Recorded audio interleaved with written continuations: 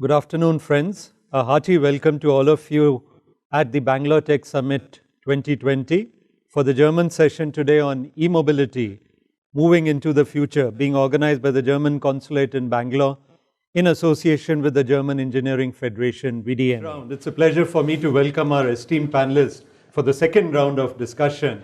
And we have amongst us Mr. Vinay Shenoy, Managing Director of Infineon Technologies, Mr. Hubert Dreilard, German technology consultant, and Mr. Ranjan Kumar, co-founder of DriveBuddy AI, and of course our Counsel General, Mr. Achim Burkhardt, is joining us also for this session.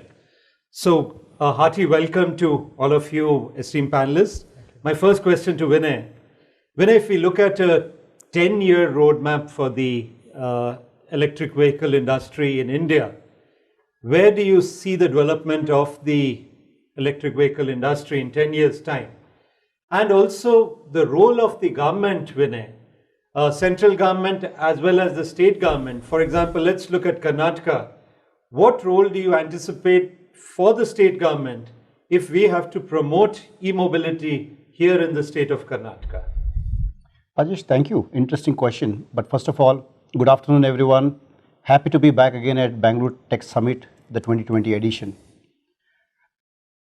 If I have to speak about a story, if I have to do a back to the future, looking back 10 years, I would say India has a phenomenal opportunity to disrupt the conventional landscape of EV and the roadmap of EV. Now, why do I say that? Let's look at unsung heroes of EV in this country at this point in time. A relatively unorganized sector, which is the e-rickshaw market, which was conventionally people who peddled people back to work or home, that has gone electric. And this is not a small scale adoption. We have 3 to 4 million e-rickshaws that are serving the last mile connectivity from the metro as a metro feeder. Now that silent revolution is not being spoken about, but we should be proud as a country that this adoption has taken place. And the ecosystem is also pretty well developed, whether it's assembling the electric motors and the battery, which is today old technology, lead acid, serves about 60-70 kilometers and is providing good livelihood or even a better livelihood for these operators than they were able to conventionally do, because their average speed was 15 kilometers when they were pedaling, and now they're able to go up to 30 kilometers and carry many more people, and hence they make more money. So there is a fundamental business case for that group of people, and that is why the adoption has been very high. You don't need to sell. They're not looking for subsidies, but there is a fundamental business case already. So I think that has been disruptive. We don't see this in any other country in the world, except maybe China or some other South Asian countries, but not on this scale. I think that is a starting point for our journey, where the starting point is different from where most other countries begin. The second, I would say, looking back, public transportation in this country. Many people still live off public transportation, and these are government run mostly. And when the government has to promote adoption, I would say government should start by adopting themselves where they're in control. And one of the speakers earlier in the panel discussion mentioned that they follow a standard circuit with depots and bus stops, etc. So providing either charging infrastructure, or what I believe is also pertinent for India, battery swapping technology will become very manageable, and hence the adoption can be much better. So the government has to play also the role model game. Third, the others who have to see a return on investment. We have tremendous number of rickshaws which are from the organized sector. I think that will be the next to adopt. Again there, if you go back 15 years in time, when there was a transformation from fuel run, highly polluting rickshaws to gas based, CNG based, that adoption has been very successful. Now why was that adoption very successful? Because people did not have to invest a lot of money, the rickshaw operators. So you provide them a very easy transition path to CNG system. And you didn't have to fill up CNG at gas stations. You could swap the cylinders, if you see. And the cylinders were available in many parts of the city. So that adoption was very successful. So we're proving that these transitions can be successfully managed in the country. Now, we'll have to look at why and how those models have been made successful and adopted for EV. I definitely think for rickshaws, we can also adopt similarly. Then I think two-wheelers, which are primarily circuiting within the city, so range anxiety does not exist, will be the next one to move towards EV. And then I would say LCV, the light commercial vehicles that ply within the city for the city deliveries. Right. And only then, maybe my fellow panelists may not agree or may not like it, but I think in my view, if I have to look back, the passenger vehicle segment and the luxury vehicle segment will adopt. Right. Because there you are talking about individuals, Right. and that is the tragedy of the commons, where people say, I would like to benefit from the environment, but I don't want to be the first one to contribute to the environment. So this societal challenge that we face will also apply to this one.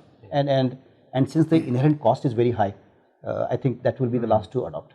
So that's on my storyline, if I have to sketch some chapters. Very interesting. Now, the policy-wise, I said one, the government has to lead from the front.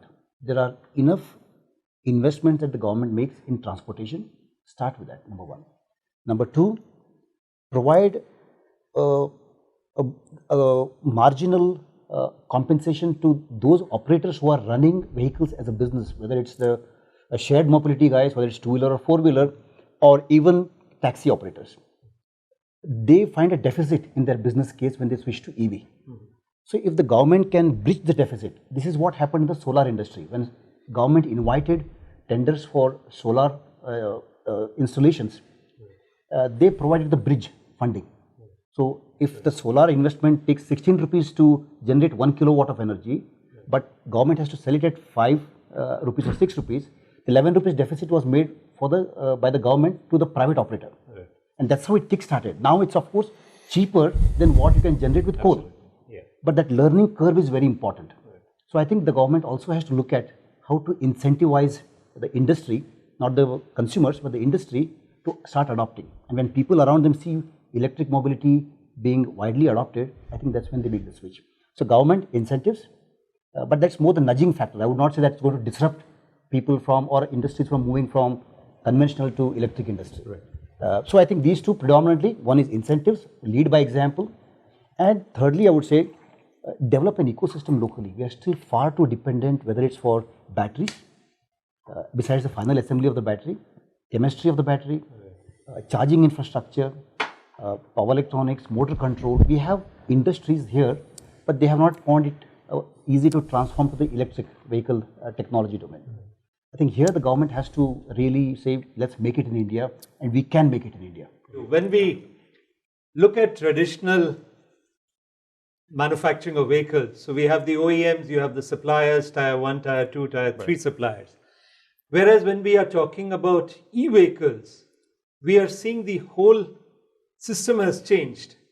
In fact, these are basically technology companies. If you look at Tesla, they are basically technology companies who are also manufacturing or making vehicles. True. So the complete ecosystem would change when we talk about the e-vehicle. Right. What's your take on this?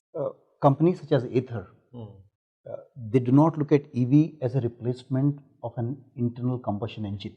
So they're not trying to offer you the same with a different engine, which is what the conventional OEMs are are trying it. seeing. Yeah. Right.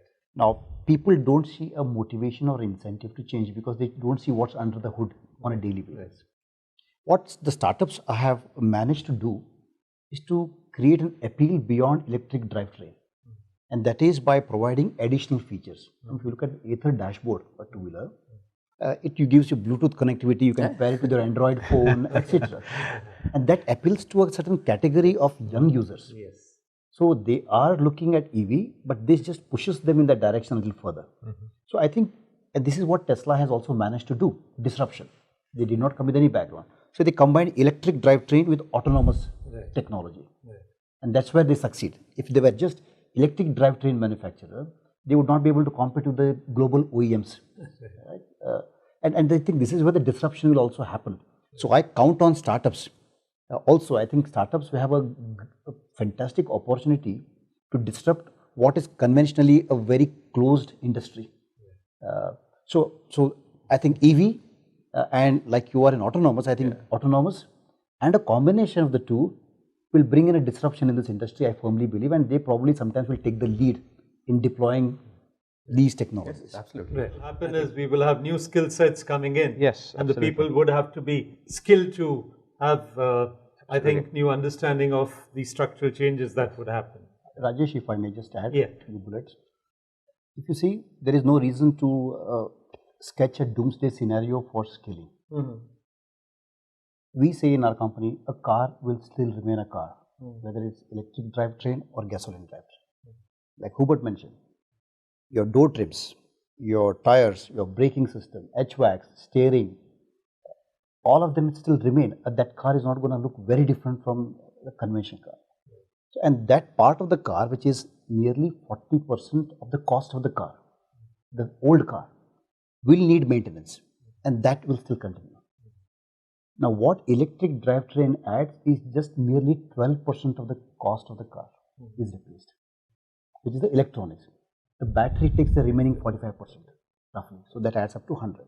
And battery is a monolith that does not need maintenance, you just swap it. So yes, with respect to the engine, an engine maintenance, there is going to be a reskilling required for that community, which is in the manufacturing space, which is manipulating plastics, manipulating metal, alloys, castings, etc. That will have to go through a transformation, but I think those guys can be transferred to the motor industry. And they can be also re-skilled for the battery industry, because that will need to be built. So if you talk about the roadside technicians, I think a majority of the maintenance is non-engine oriented. So I think that will still continue. They will still have that opportunity. So I think there is no reason to do so, and government has this national skilling program. I think the industry and the government have to work together and provide a transition path to everyone who's affected. I think that's about it, and I think this is not going to happen overnight. It is a gradual process that gives enough time for people to be reskilled and repositioned. Vinay, let me come to one point earlier, what Hubert had mentioned about hybrid vehicles. So when we look at the Indian scenario, Vinay, we seem to have leapfrogged from the IC vehicles to the electric vehicles. So do you see that hybrid vehicles have a market in India and a potential in India? I think let's look at it from the adoption of EV. The key question to ask is, will hybrids slow down the EV adoption? Because you're providing an intermediate path towards EV. I think for the market like India, where we are already very late on the hybrids, Toyota Prius tried to launch the Prius here, was expensive. I think they had to shut it down. Honda Civic launched a hybrid, again did not fly. They had to sell it at a massive discount later. So somehow past experiences, even though they were 5 years ago, launching hybrids in India have not been successful. And there is a reason, because again there is a cost element. But I think as a country, as an industry, we should now try to, like you said, leapfrog to EV, because that is a clear vision, and we are closer to reality from an economics perspective and technology and adoption perspective. So I would personally say, if I were offered a hybrid now, or within 2 years a practical EV, I would wait for the practical EV. And then that's very important. Let's not distract ourselves with an intermediate solution as a country. Not because it's not relevant. Many countries have benefited from the hybrid in terms of carbon footprint reduction with the start-stop, whether it's battery regenerative technology, braking regeneration technology, etc. I think now with EV you can bootstrap all of that, jump directly into, get all the benefits. So why go through an intermediate solution? Because we are late, not because of the relevant. So I would say not. Great, thank you. I would also like to give the government credit, the policymakers. If you look at the recent announcement on the production linked incentive, this is I think the second version. There is a significant tens of billions of dollars of incentive for production in India, and the automotive industry gets a large chunk of it, and that we have seen. It's just an announcement of just I think a few days ago. Within the automotive segment, you see battery manufacturing, technology for batteries, chemistry for batteries also has a large amount of incentive. It's the right step, because all that the government can enable is for everyone to succeed in the market. It cannot take sides. It has to focus, because you cannot dilute your resources across many areas. So I think that is a good step. Now, what I look forward to, if I had a wish list that people would ask me, it would not even be a list, it would just be one wish. I think if you look at the economics, 40% of the electric vehicle will continue to be a battery, the cost. And that's one technology. You don't need a myriad of technologies that requires parallel development. if somehow we can grapple with this technology, chemistry included, including hydrogen fuel cell based technology, why only lithium? There are alternate technologies being explored. Why can't we disrupt away from lithium, for example?